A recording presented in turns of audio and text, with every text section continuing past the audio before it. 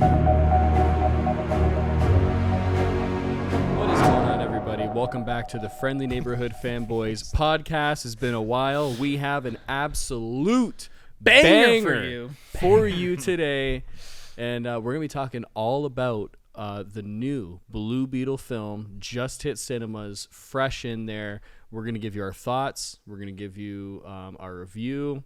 Our feelings, how it feelings, hurt them, our how emotions, and how it fits into the larger DC universe, and how James Gunn is going to bring this character forward. Please tell us soon, honestly. James Gunn. Please let us know. Yeah. We're still waiting to find out. Yeah. James, if you're watching this, man, before James listens to every single one of these. before letting us know how you're actually going to work all these characters in, hit that like button. It really, really does help us out. Subscribe to the channel, not only on YouTube if you're watching this, but on Spotify, iTunes, whatever podcast provider you enjoy listening to podcasts on.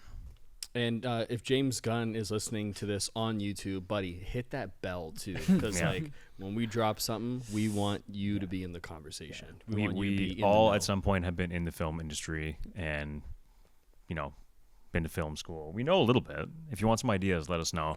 If you want some younger producers in there in the room with you, he actually watches this. Like, if you want some 4 users who have no idea what the fuck they're talking about. Oh, you guys are in the film industry. He's like, wow, congrats. If he ever listened to anything that we ever said, he'd probably vomit in his mouth. Like, these guys have no idea what's going on. Yeah, we promise we're not just stuck up pieces of shit. No, but for real though, James, like we would be good candidates for like a young board of executives under your DCU. We're just massive DC fans at the end of the day. We just want to see our characters shine. Yeah. So without further ado, let's get into it. All right. Let's do a little quick 30-second recap of what we thought each. I would put it on par with basically all of the most recent DC movies. Like, I don't know, I wasn't a humongous fan. There were moments I enjoyed. I wouldn't say it's anything out of extraordinary. Like, I wasn't blown away, but I had a few nice moments that I enjoyed, but it was still like nothing really special. It was very generic, but like it was enjoyable at parts, and I'll leave it at that for now. Okay, I'll say the same thing ish. I liked parts of it. I thought George Lopez's character was actually hilarious. Mm-hmm. Yeah. Which was a surprise. I wasn't expecting that to be my favorite part of the movie. 100%. I liked the family dynamic. I liked kind of just like the representation of like that typical like US Latino family. Like there were a lot of like jokes like woven in there, like the alien joke as well from George Lopez was funny. The first 2 acts to me were like okay, and then the third just like completely lost me, and it was pretty generic in my opinion. So yeah, I'll leave it at that for now. What do you think? You go first. No. You go strange. I think it's the perfect movie to put on if you're doing something else. So you can tune in when you want and be like, haha, that was great and it was cool. But yeah. I'm kind of with you guys on both of that. I thought there were great parts of it. Pretty generic overall, but yeah, it just was. Okay, shock us. We didn't see this with Alex, by the way. Yeah, I didn't. Yeah. So overall, I was actually very pleasantly surprised by it. I actually enjoyed it. I liked it. I went in with very, very low expectations, and I came out being like, you know what? There was a lot of stuff. Like, it was emotional, and the emotional stuff got me. Like, especially with you were talking about the family dynamic earlier. Like, I really, really liked that a lot. Yep. I do agree with you guys that it was pretty generic. Like, it was very formulaic as like the late like the superhero movies as of late. But I mean, I wasn't going on into it expecting it to be fucking Seventh Seal, you know what I mean, for superhero movies. So like, you know what I mean? Yeah. Like I came out of it and I was like really good. Eighth crab. I think what? What? Just word association. Yeah. If anyone's been listening to us for any amount of time, we love playing word association. Yeah. Big fans. But no, overall, I honestly enjoyed it a lot more than I think I did. I think we should start off with the positives. Yeah, first, okay? Because the thing I feel for this movie And a lot of the people, sorry, not a lot. It's really climbing an uphill battle. Like it's like it is with everything going on in DC. It's and very everything difficult. going on with the actors, writers, and director strike, which we are 100% in support of, by the way. But with everything going on, like the film is really, they're not doing like the press runs for it. Yeah. The advertising isn't pretty light on it. I've seen like the poster in a couple of recent like DC like comics. Like, Yeah. you know what I mean? That's it. So I feel for everyone that worked hard on the movie. I will have to say, Zolo playing Jamie Reyes, like fantastic. Jaime. He was great. What? Jaime, not Yeah. Jamie. There's a joke in there Yeah. because that one lady at the desk, Secretary, remember, the yeah. secretary Yeah. mispronounced Please it. sit down, Calls him Jamie. Yeah. Yeah, I think the Flash, from what I've read, kind of soaked up most of that marketing budget and then left it with like nothing. Which honestly, they should have looked at both these movies like, wow, one's dog shit, and then one's actually pretty good. Let's put because like the Flash was doomed like from the very beginning. Let's be honest, right? That was a poor decision on their part. They should have looked at it and been like, let's put more money towards Blue Beetle. Well, you know, it's The one of thing the is- great, Or just greatest, made an actual Flashpoint movie. You know? Yeah, it was one of the greatest superhero movies ever, according to whoever said that. Wasn't Who it? did say that? Didn't Gunn say that? Well, James Gunn was one of them. Oh, actually, yeah, I love which his gives me taste in a lot of movies, hope for the yeah. DCU. Yeah, But huge fan of Flashpoint. I think the thing too with DC or with Blue Beetle in particular, he's a relatively new character too. Like, and there's not a lot of people that are This very version, familiar with Jamie him as well. Reyes he was introduced in, I think, oh my God, don't quote me on this, but I think Infinite Crisis in like 2006, I Yeah. think was like So, his like version. Ted Cord. But he and doesn't who's the other have- one? Dan Gallant. It's something like I think that, it was yeah. Dan Gallant. Yeah, he's been around They've for been a around long since, time, like, but yeah. I know what you're saying. Yes. This version of Reyes, he is like the most recent. But I hear what you're saying, and he's less known character. Relatively unknown. Like unless like for the more casual audience, you like at least for me, speaking for myself, like in terms of like how I ran into this character was playing the Injustice I video was gonna game. say, I know That's- from Injustice. That's as well. that's how A I lot of learned people about are like Blue that, Beetle. and like me personally, my first like big introduction was Young Justice, like that. Okay, yeah, like yeah. critically acclaimed animated series that I'm sure a ton of you know. That's where I really got like the best kind of fleshed out look at him. Yeah. And yeah, like I'm excited. Like I was excited to see his like power set.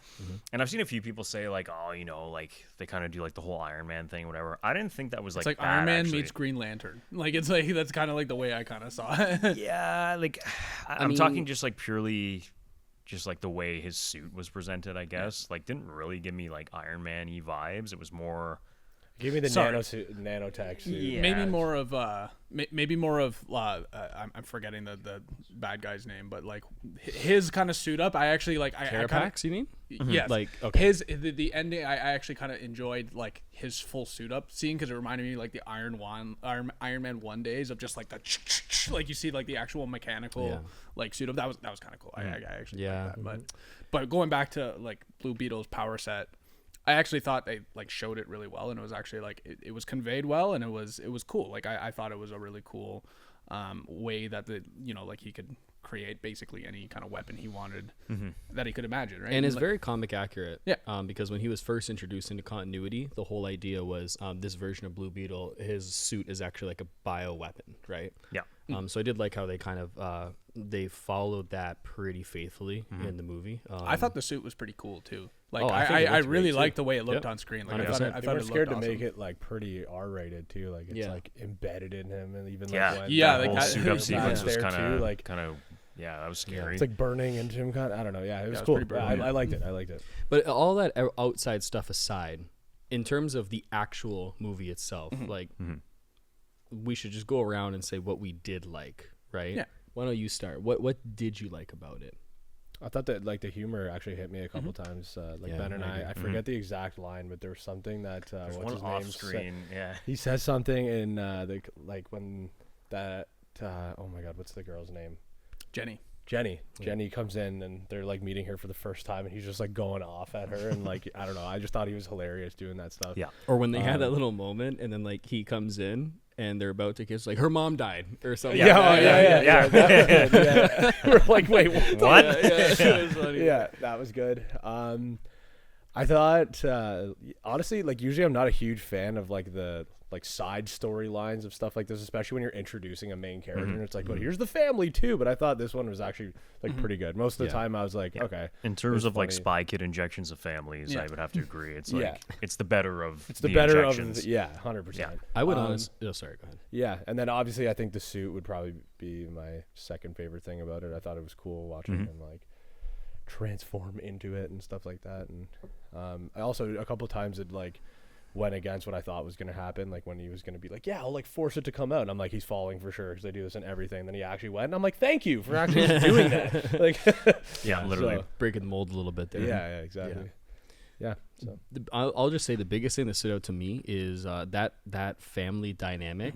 I thought was so well done throughout the whole time. I was a little nervous going into the movie because I was like, all right, is it gonna be one of those ones where it's like the family's gonna be shoehorned in? Exactly, the trailer. Yeah. Family's gonna be shoehorned in. Third act, they're all just gonna randomly be there. But having them laced throughout the movie in the way that they were, I thought it was totally warranted, like in that third act, like why they were kind of there. And honestly, I think this is probably the most relatable, like a family dynamic has been in a superhero or action film. Like it was full of just genuine love and chemistry between all of the characters. And I feel like you don't really get that. And it made those hard-hitting moments when, spoiler alert, I think it's Alberto, when he dies, like that was actually like I got like choked up. Like it was a very emotional moment, and I didn't expect it to hit me like that. And when they did the BVS like the BVS Pa Kent Clark Kent like vision where he was like, found your purpose like as Blue Beetle, I was like, again, like very like emotionally hitting. So I thought that was like phenomenal. And like I said, I feel like you don't really see that. George Lopez is hilarious. As I said before, Zolo, who's Jamie Reyes, like I think he did a fantastic job. He was super charismatic. He was Ami. He was super charismatic. Wow, we just went on there. Harambe metal. If you guys have ever listened to that subgenre of deathcore on the internet, mathcore. You never heard of it? It's an actual thing. Guys, go look up. It's awful. Go look up Harambe metal. It was a subgenre that popped up around the time of Harambe's passing, and it's just like it's basically just like passing. Just like, so politically correct. Harambe's passing. I'm serious, though, man. Look up Harambe metal. Wow. I can't even laugh if I'm sweating so much. It's also 6,000 degrees in here right now. The only other positive that I can contribute to this conversation without sounding like a broken record is I thought visually, like the use of like blues and the blues and purples in the movie was a nice little it was a nice little change of pace, and like a lot of the shots had like a vibrancy to it, especially when you're looking on I think it was like the first person on the inside of like the suit and everything like that. I'm like, it did have an interesting visual style. But for me, it was all about like the family dynamic, man. George Lopez killed it. Everyone in that, the sister was hilarious. Like when they're like working the job, she's like, I had to take shit. Like, or you know what I mean? Or just like busting his balls. I deserve a luxury shit right now.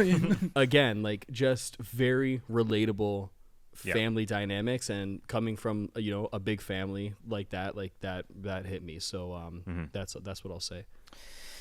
Yeah, I really like the suit. Obviously, I think that's fantastic. They're literally like borderline the exact same as it is like in any other piece of media that he's in, which is fantastic. I thought Zolo crushed it. I think he's going to be, if James Gunn decides to bring him to the DCU in some way, whether or not that's, full reboot and he's still the same person, however the hell they decide to do that, I think he would be a good asset. And I'm down for it. Yeah. I'm honestly down for that. I personally like the Ted Cord sub story a little bit that we got hints of. Yes. Because I was always like, and I don't think a lot of people, like common people, know that like he never was bonded to the Scarab. Like he just found it when it crashed on Earth, or however they decide to handle that in that universe, and then based his technology around that, and still became a superhero known as Blue Beetle. Yeah. So like that was cool. Like I like seeing his little lab there. I like the tease of him at the end that he's still alive. I like the family dynamic too. I like the humor, especially like from George Lopez. I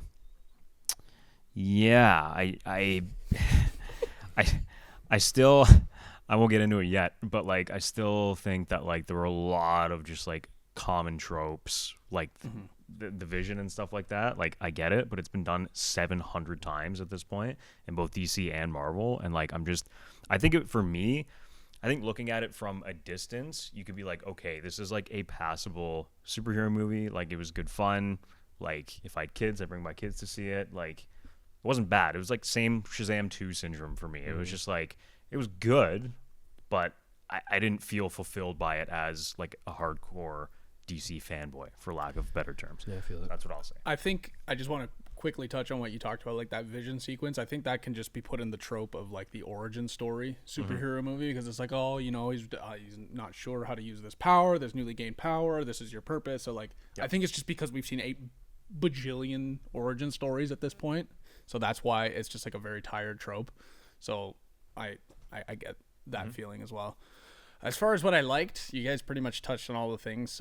Obviously, George Lopez was really funny. I really liked all the performances. I think everybody, for the most part, there were except for Susan Sarandon. Yeah, there were. Yeah, was it just me, bro? Yeah. No, it was like that was one of my like. She was awful. Yeah, and she's the vet on that. Susan Sarandon. Yeah. Anyway, everyone we'll else, though, I think everyone else gave a really good, charismatic performance. Like Zola was awesome. I really liked. You know what? One thing that I thought of when I was watching it, I'm like, he really had his own like identity in terms of like his fighting style. Like I really enjoyed watching him move on screen. Yeah. Like I thought it like in this wheels and stuff. Yeah, like it was really acrobatic. But like even like that move when he pulls out the claymore and he does a little kick, I'm like, okay, this is cool. You know, I never seen somebody like move like this before. So it was like I thought his fighting style and the actual Blue Beetle stuff was really good. I liked seeing him in the suit. It was always good, and his charisma throughout the performance was awesome. Supporting cast was really enjoyable. I had a couple laughs when the Nana at the end was all of a sudden wielding the minigun. It was a little cartoony and stuff, but we'll talk about that. But whatever, it was funny. It was enjoyable. It made me laugh. Yeah. Yeah, I mean, I think the overall presentation of it, well, like I enjoyed the overall presentation and the package of the movie. I just think it was, again, kind of generic. We've seen it before, but it was enjoyable the way it was presented. I think that's kind of where I'll go with that. I think I just missed one thing though. Whoever plays Jenny, I am in love with. That has got to be one of the most beautiful women I have literally ever seen. Like, if you ever see this video somehow, I'll take you out for the nicest first date of your life. Like, oh yeah, use the entire FNF budget of $1. And The entire yeah. Yeah. Anyway, I was about to throw a number out there, but I'm not going to for embarrassment's sake. Anyways, I love you and I miss you. Yeah, let's get on to some things we maybe didn't like, and I'm gonna start that off. I'd be happy to start that off. Okay, a few, not even touching on like the glaring, in my opinion, issues of the third act being like generic, negative version of the main character. There were just a few like tonal things that kind of like really threw me off, and this is just me being like very, very picky, but it makes like him in the suit have this like back and forth, right? And like in at least the material I've seen the character in, again, I'm not like massively, aware of everything that's happened to Jaime Reyes in the books, or like even like Young Justice. Like I couldn't even think right now like one plot detail about like his arc in that show. But with that being said, I know the dynamic of him in the suit is like they don't always agree on things, and like that's what keeps him interesting, and like that's what keeps him unpredictable. And the fact that by the end of this very short 2-hour movie, he like syncs up, and it's like the save the day moment, and like him and the suit are on the exact same playing field, like by the end, bothered me a lot. And they almost did it too. Like when he was trying to kill him, and then she like stopped it, or the suit like stopped it, and then it was like, whoa. Yep. So like that was one thing that bothered me. The other thing is they really, really make it a point. He's like, I don't kill. Like they go through that all the time. Blah blah blah. His family makes up for like 90% of the kills in the movie. On-screen death. Yeah, no, like actually though, like the ground with the minigun guns down at least 10 people, call it all Project dead, Iceman. Straight murder. That's awesome. Like George Lopez comes with the Nightcrawler 2.0, frankly. And the Nightcrawler steps makes the thing into from, the guy, Watchmen. and they're like, "Well, I squashed him," and the rest of the family's like, and you're just like, so you're telling me Jaime doesn't want to kill, but he's fine if his entire family are Jamie. serial killers. I'm just kidding. Yeah. Serial killers. Man, he even flings that thing off the back of his truck and almost When in Rome. murders. It's like, Like, I was straight going up. for a kill. I mean, now. they killed his dad, so I When just in Rome. He's like, yeah, everyone else take the blame. Can I just touch on one Sure, really go quick for thing it. on the third act that I'm so happy because I thought for a second they were gonna go this route because there's that one scene where Jenny and then Jenny on the block. and his sister, Jenny from the block.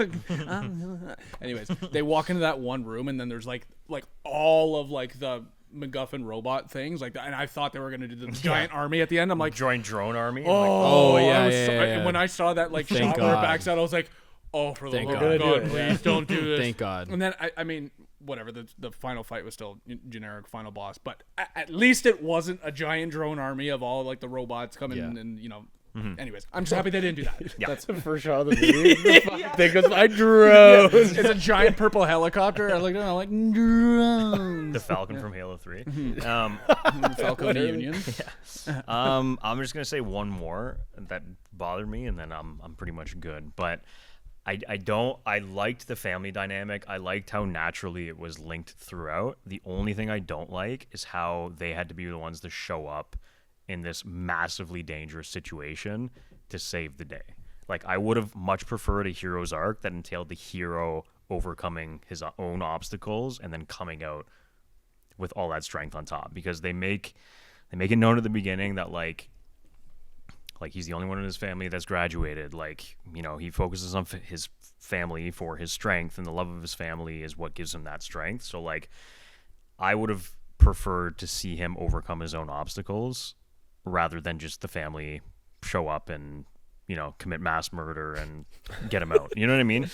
Like, that was just my personal thing. Yeah, like, because that one part, like, again, the first two acts, I like the family. That one part was like where it became little Spy Kids for me and just like took me out of it. And then I was just like, then my perception of the movie just like went downhill at that point, and it took me out. Yeah, I could. I guess I could see that. I think I want to like add on like the Spy Kidsiness because like what did you compare it to? It was like Spy Kids meets what, like Ant-Man Venom. or Venom? Yeah. Meets Stranger Things. So it's interesting because there's like a lot of like really heartfelt, touching moments in the movie. Like, the scene when his dad dies, that's like a really touching moment. There's like I know we've seen it a bunch, but when he sees his dad again in the vision, it was a really touching moment. There's a lot of good moments. Even like the main bad guy, sorry, I forget his name, but like that little flashback. Yeah, Carapace. Yeah, Carapax. His little flashback that we see, like, okay, you can understand, his perspective and whatever. Anyways, there's a lot of really nice, serious, and it doesn't have to be serious, but a lot of nice, really touching moments. But then Nana will show up with a rainbow minigun, and it's like, okay, I get it's silly, like it's supposed to be silly, but like then there's like things with like the inflatable chewing gum, like how that's how she takes down the helicopter. I'm like, I get it. It's supposed to be silly, it's supposed to be campy, and I can let it slide for a lot, but it's like, it's just a stark contrast a couple times when it's just like, okay, you had this like really nice moment, and then all of a sudden, we're spinning chewing gum at the helicopter and it crashes, and it's like there's just like, I don't know, maybe it's just the execution kind of contrasts itself, and it's kind of hard to like go back and forth between like a serious moment like that and then something like that. But yeah, I mean, I think that would be probably my biggest criticism, is just like that kind of little bit of campiness. Is it treads a very fine line, and sometimes it goes a little too far on the other side. It was really close though. Like I thought it was again, it was passable. Like it was only like really like 3 moments that really stood out to me as like over the top campy. But I mean, yeah, it was just a little bit too far on the other side of the fence for me for some of the campiness. That's fair. Yeah.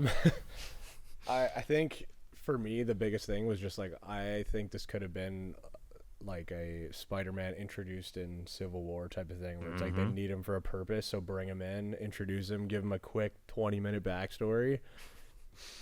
Like, and then expand further down the line of your universe building. Did this need to be a full movie? I would have preferred seeing him like grow into himself more throughout a bigger arc, like not just so rushed. Yeah, in the I see movie. that. You know what I mean? And like, again, like I liked that point you had about like making him the Spider-Man in Civil War. Like he's the young kid still figuring himself out, but then not like 100%. develop him. And I'm pretty sure they aged him up, because like he's usually a Teen Titan Jaime? Yeah. Or has been recently. I'm not really sure of that, so don't quote me on that. But like, that was the other thing too. Like, it depends on the continuity you're going off of. Though. Yeah, because the like recent continuity. Sorry to cut you off, but the recent continuity there was actually a Blue Beetle book that came out like maybe 6 months ago, and it was called I think it was called Blue Beetle like Graduation Day or something, where he was like graduating like university, kind of the same thing that's going on in this movie. Okay. So it depends on the continuity, but he's like kind of around that. I mean, like, even right now, at the age that he's at, he could be on one of the Teen Titans still, right? Like he could be. Yeah. You know what I mean? I mean, Cyborg was pretty old like a in team the leader. Teen Titans, wasn't he? Yeah. Like Yeah. Cyborg I mean, was like they around were that all age. pretty young Yeah. in that show, from what I remember. Yeah, Like, I think New 52 is the one that brought Cyborg out of Titans and put him Yes. in main Justice League. Yeah. In terms of like my gripes that I had with it, again, I think I'm on the spectrum that I liked it more than you guys did, which is totally fine. How like my biggest problem is I thought the dialogue was like actually surprisingly very well done for most of it, but there's a couple of scenes where like the dialogue was god awful. Yeah. Like when Carapax is like on top of Blue Beetle and be like, your love for your family makes you weak. I'm like, fuck right off. like you know what I mean? Yeah. But again, it's also stupid because like then it shows the like his memory. Yeah. Which Of, they like, his insinuated love for was his family is suppressed the in some reason way, he's but doing like what he Which also was carries the locket, so that didn't really Which make was sense to me. probably intentional. It was probably intentional, right? Because and even like that whole like flashback where like the wife is like calling to him, I'm like, okay, this is what the fuck am I watching, right? Pretty sure it was his mother. 'Cause My he was biggest- like 7, but yeah, Oh, it was his mother. Oh, he was a child. Yeah, looking they're at showing it. he was like a child. Oh, I mean, that's listen, right, if that's right, that's how sorry. it was, maybe. Yeah. My biggest gripe is like Susan Sarandon's performance was awful. Like every scene that she was in, especially at the beginning, it's Oh. almost like she was doing her dialogue to a fucking wall. I want that scarab Like right it was, now. and like I was like, what the hell? This is like so bad because I thought all the other performances were really, really good. Honestly, I don't know. That is pretty much it. You guys kind of said it. Like, yeah, like the third act gets a little bit messy. I don't mind that family as much. Like the family in the third act, I don't mind it as much just because I feel you guys on the tonal shifts. To me, it felt pretty self-aware, like for the most part. I'd so agree I'm with like, that you know as what? well, I yeah. think they're kind of more intentionally playing around in the tone that they kind of set up. Didn't take itself too seriously, which I know is like pretty contrary to what we always critique movies for being or superhero movies I should say for being like too jokey and like too comedic, but I thought that they actually pulled this off better than like Ant-Man, you know what I mean? The camp didn't even really bother me that much. They kind of leaned into it a little bit, I thought, but I agree with you guys, like, you know, some of the typical third act stuff I think it can be boiled down to. Yeah, I don't know, like Basically I think everything we've complained about a superhero movie for the last 3 years of doing the podcast, third act wise, is this falls into that category. Exactly. It is a little too formulaic, and that's why it kind of falls into mediocrity. But the other aspects of the movie, I think, kind of save it. So like, I think I honestly have more positives than negatives. Like walking away, like. I did not when I went like the scene between Jaime and Alberto, like I did not think I was gonna get that emotional watching that scene. Like I did not expect that, and that kind of changed my viewing of the movie going forward. I was like, holy shit, like they hooked me somehow. You know what I mean? Like it's just so relatable, like, you know. And I don't know, I really like that. I really hope we see Jaime going forward in Gunn's universe, which again is contrary to everything that we're saying, because for the past year we've been like, wipe everything, nothing goes over. But like honestly, like I want to see Jaime Reyes like, you know, go right off into the sunset into James Gunn's DCU. So world. Yeah, like I said, I got more positives than negatives, and I'm gonna leave it at that. I would briefly just like to say, like, I think like I'm similar to you, where it's like I had a pleasant viewing experience. Like I can remember like a lot of enjoyable things, but like I think it just falls into that same kind of category of just like it was better than Black Adam, because every movie ever made is better than Black Adam. But it's like Bro, kind this of was like better than The Flash. Yeah, The Flash was dog shit. Like I really, really, really tried to convince myself that I liked The Flash, and then on second viewing I left it. I'm just like, this fucking. I think it took me to my third to be like, wow, This is the worst thing I've ever seen. It comes down for me too of just like what could have been thing, you know, like when Rick Famuyiwa, I'm sorry if I mispronounced that last name, like had the script initially and he was going to do like the Cyborg Barry line. kind of like mixing it in with, you know, Cosmic Treadmill shit, and then that would tie into like BVS It's when like he sent knowing back. it could have been that. Like knowing it could have been that, and then like hearing all the recent stuff with like Jay Oliva coming out and saying like actually Eobard Thawne was going to be the overarching villain in the Snyder timeline. Like I thought it was Zoom. Yeah, Eobard Thawne. That's Reverse Flash. Yeah. Oh, sorry. Was it Zoom? No, I'm pretty sure it was Reverse Flash. Wasn't it Zoom? Wasn't it Professor's? I thought I read. It was I read. Professor Zoom, That's what I'm saying. which is the other name for Reverse Flash, is it not? No, they're different. Oh. Uh-oh, my Flash knowledge is being tested. This is good. While we're googling, I think I would also like to say I Googling. think like the reason why I won't say like it's an amazing movie is because like if we just like come out here and say that, you know, I we am love a this movie and it's idiot, I'm great. sorry. See? I'm sorry, I'm a fucking idiot. Sorry, I'm an idiot. I I had a bested the momentary comic lapse book of judgment. guy. Sorry. 10 points. To Anyway. Dan. 10 points to Gryffindor. let me just wrap that up.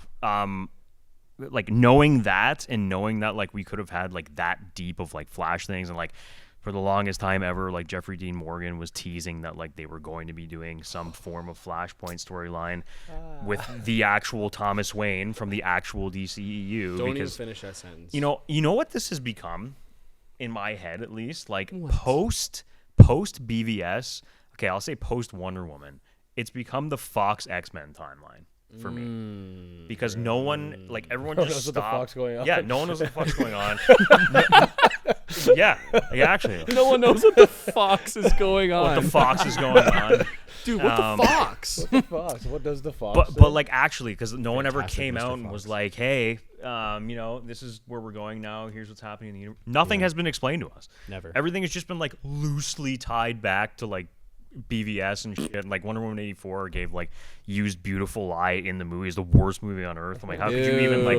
How could you disrespect oh my that? God, Yeah. I totally forgot about that. And then the Flash was Ew. like, no, this is the same place, but you know, we'll take other liberties, and like just so convoluted. I don't know. So anyway, my only point to this is that the Flash is horseshit now. So sorry if you go watch our Flash review, because we were like a lot more positive, but pretty sure we all retracted on that at least a little bit. And I really do hope to see Jaime going forward. Sorry, cutting you off. No, it's okay. Ages It's all ago. good. No, it's okay. What I was trying to say is that like, sure, like it was a pleasant viewing experience, and I can like say that I had a good time, but like I don't want to settle for mediocrity and come out and like praise the movie saying it's the best thing ever, because if we keep doing that, then we're just gonna keep getting mediocre superhero movies when we know, like, look at movies like Infinity War or Spider-Verse. BVS or Spider-Verse or those kinds of movies that are setting the bar high and have set the bar high and are in, Because you actually have to try and put an effort and maybe have a unified vision from the it's like studio. how Wow, can- what a how can- concept. like how can a movie like The Flash not be as good as like something like Infinity War? Like, obviously, like Infinity War had a lot more leading up to it, and it was like 22 Sure, movies but or you're something still like that. dealing with But massive you have massive characters. IPs, massive budgets. You know, like how can these movies not be what we know these movies are capable of? It's just like obviously they're just settling into a rhythm. And it's just like, how can we make as little money as much money as possible? They're actually making as little money as possible, which we were seeing in the last couple. It's actually been a trend, not just with DC properties, but like we're seeing it with Disney too. Like basically every single Disney movie right now is not doing well. Yeah. Because to me, it poses the question, like, why do studios keep just going against what people are looking for? Like, are they trying to make a point, or trying to be like, whoa, you know, we can't give in to their expectations? It's like, why not? Like, why not? That's like, who you're marketing like it even to, like, right? you know, we were talking, sorry to like completely change course on this, but like the Gears of War possibility of Netflix, and you know, they're gonna try and do some offshoot. Just give us the games as a fucking show. I Yeah. will watch Like it. actually, though. I will watch it. I think Or like, Halo is the perfect example. Halo, Yes. yeah. Halo is the Don't perfect even- example. Yeah. that was That's- heresy. Yeah, and it's like, why didn't you just give us the games as a show? literally Or could have and even you books. shot it identically. Take and it the would book have been and amazing. make that a movie. Yes. It's Fine. like if Any of you're them. in terms of like the Kathleen Gears of Kennedy. War thing, for example, if you are a studio executive and you're looking down, it's like, wow, we have this game that's been so embedded into not just like gamer culture, but just culture in general, and it's so beloved. Why do people love it so much? Yeah, the gameplay was like, you know, pretty fun for its time, but when you talk to someone about Gears of War, they're talking about the story. And the characters. characters, the iconic original characters, Like- which That had for the back then were very diverse too. I must Yeah. add. Yeah. So like, do that. Just fucking take it. You know what the problem Do it. is they don't have the source material to go off of. Exactly. Yeah. They don't have Kathleen enough. Kennedy They would don't have say, enough yeah. source material. That's to my, go off. that's my same point with Halo. Like, honestly, what it is, honestly, what it is the producers don't know the games. They don't look at, like, you know, frankly, they're all older. They didn't grow up sitting on their Xbox. You don't playing see a Gears of War. producer our age being like, you know, here's the fucking budget for this thing. It's all older people who have to go through various channels to be like, okay, is this a viable product? Can we base it off this or that? Do we have to make it more market friendly? Like, there's a bunch of shit that goes into it, obviously, that we don't see. But I feel like that age difference and like that lack of knowledge, and like not even just the actual game in general, if we're talking about Gears of War for the sake of examples, but they don't know anything about gaming in general. To them, a video game is like, well, you know, my grandson goes and sits and plays his video games for 4 hours. No idea what they are. You know, in them in their He head, says it's like, Gears of War is cool, so Literally. I guess let's do that. I guess he likes building clocks. Yeah, awesome. Like, sick. it's a Minecraft. wartime clock simulator. In No Man's Land. Literally. Years huge of bomb war. guy. Yeah. Yeah, Oh huge my God. dynamite guy. So And that's exactly, sorry to cut you off, but that's exactly why, to anyone watching or listening, you can go to our Patreon and support and our GoFundMe to our campaign. Get more nerds as studio executives. More young nerds as studio executives. Speaking of which, Dave Filoni literally is like, I'm directing the entire Ahsoka show. Good. Or producing. Good. I think he's Thank directing. God. too, I think he right? wrote Or it. Wrote He it. wrote it, Sorry, yeah. my bad. Completely Thank wrong on God. all fronts. Awesome. But at least he wrote it. Like, yeah. Hey, anyways, Reese, speaking we'll get of into that. We'll finish this first. Oh, and then okay, we'll- sorry. I mean, question for let's Reese. let's talk about our final thoughts of Blue Yeah, Beetle. give it a just to rating. bring it back. I'm gonna give Blue Beetle a solid 6.5. And only because like it wasn't amazing. I had a couple laughs. You know, it got me emotional a couple times. But again, it's still 7 would be considered good. It's not good. But I had an enjoyable time. But again, I want better than that. You know, and I know these studios are capable of it because they have, you know, infinite resources to be able to make these massive IP movies. So I want better than a 6.5. You know, like, and I know they can do it. So that's why I'm gonna be hard on it. Yeah. I'm gonna do that as well. I'm gonna give it a 6.5. I think that it was good where it had to be good, and then its shortcomings like really outweighed the positives. I know it's opposite of what you think, but for me, it's like I agree with, like, I want more out of these things, and I don't know how much more you could have done with, you know, an origin story. And like I know they were going for like representation. They really wanted to like emphasize his family, like the dynamic of, you know, like his family's love is propelling him through life. That's awesome. I like that. I'm not saying that shouldn't have been in it. I'm just saying the actual other storyline woven in should have been executed better. And I'm not a writer. I don't know. Like, I actually had an idea. This is just gonna go a little offshoot here, but like I had the idea in my head that it would be cool if Carapax was kind of like the starter villain, because like that first interaction, that first fight was actually pretty good. Like throwing around the truck and whatever, he starts shooting at George Lopez and Jenny. Like, that was cool. But then I thought like the twist at the end was going to be Ted Cord has actually been locked up and being experimented on, and he's the one that comes out with the Nomac all going, and then like the only way to save everyone at the end is if he actually goes and dies and sacrifices himself to take down his sister. Like, that was in my head, you know what I mean? So like something more interesting like that would have landed better for me. That's why it's a 6.5. I just really hope that we get much higher quality, much more well thought out things when this DCU officially, that means, starts, which is Superman Legacy, most likely in live action at least.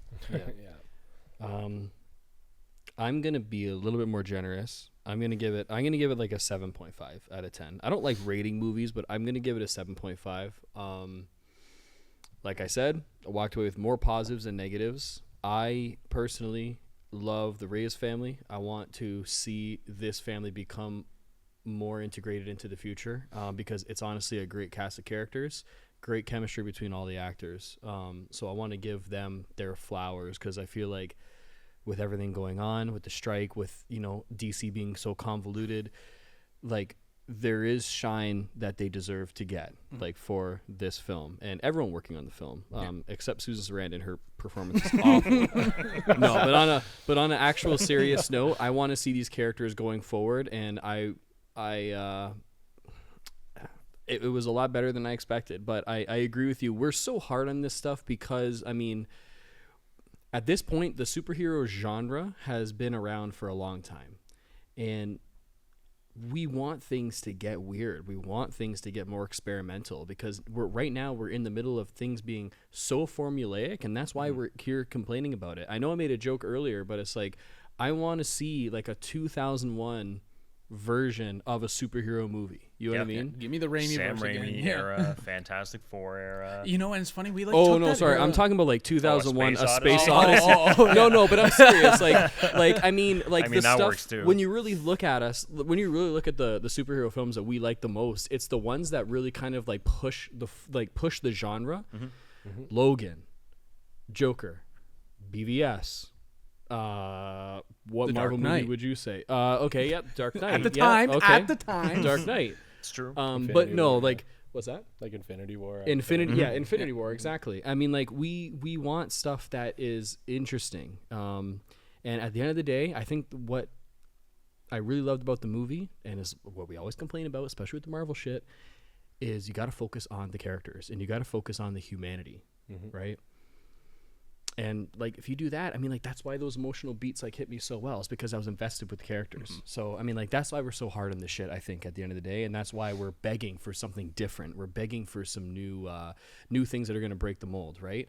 Hollywood's cyclical, right? Look what happened in the 50s, right? Like all of like that standard like Hollywood stuff, like, you know. We're in the Western film era of this generation, literally. If you want to get like film history, Yeah, it's and- like and- literally. okay, it's okay, like yeah. Every single Yeah. movie Okay. in like that era of time was the Yes. same. You know, Good, Bad, and the Ugly. Clint No. Eastwood doing the like, or John Wayne, like. This is what I'll say. This is what I'm going to say. You bring up a great point. We are in the 50s and early 60s era of Western movies. Yeah.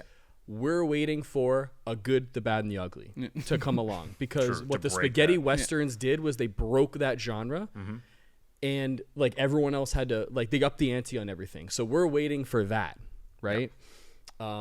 We need Superman Legacy to be that, James Gunn. If you are watching this, you have to blow our tube socks right off. Because like, I don't No, know if but I can. seriously, I don't though. know if I can sit through mediocrity anymore. No. It hurts to be a Especially with DC some of our fan. favorite characters Again, ever. yeah, like I'm not saying that. Like I actually enjoyed Shazam 2 as well. I'm not saying they're bad, but like, Yeah. they got to be better. They got to push the boundary a little more.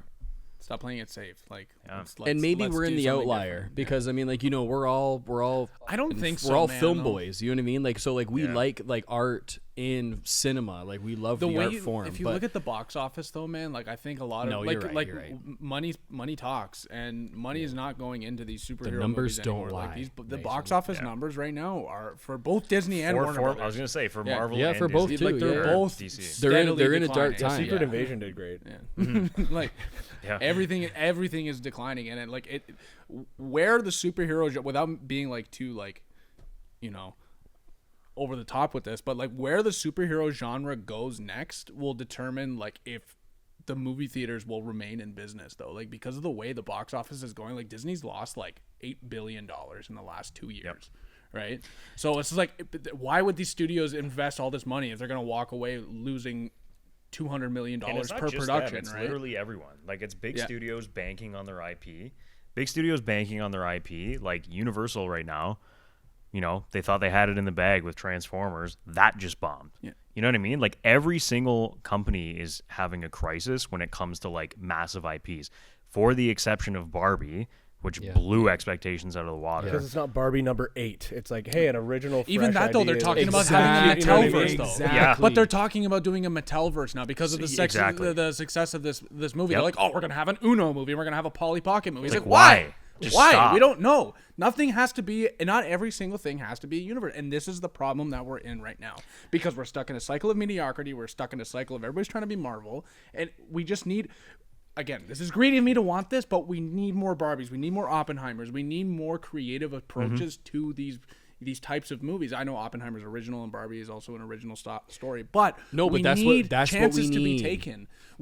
Sorry, call me a fanboy, but we need a Dark Knight. We need something like that. That's not the same superhero movie that we've been watching for the last 5 years. That actually is a good comparison, because it's like you went from like the Val Kilmer movie to Batman Begins. Like that was a huge contrast. The Clooney one. The Clooney. I'd even whatever. say Reeves has the opportunity for that with his Batman movies too, because they're doing something different over there with those style of movies than we're seeing with anything else, right? Like think of it. Regardless what you you think of that movie and that third act, it pushed the genre in a different direction. I wasn't trying to be funny. No, I agree with you. Like, I agree with you. The third act sucks in that movie. But just to build off of that point before we pass it over to Reese, and this is a little bit more off topic. I agree with everything that you're saying, but the other problem that I see is we need more of the mass population to give more of a shit about creator-owned properties and original properties. Yeah, bro, I love the Indiana Jones movies.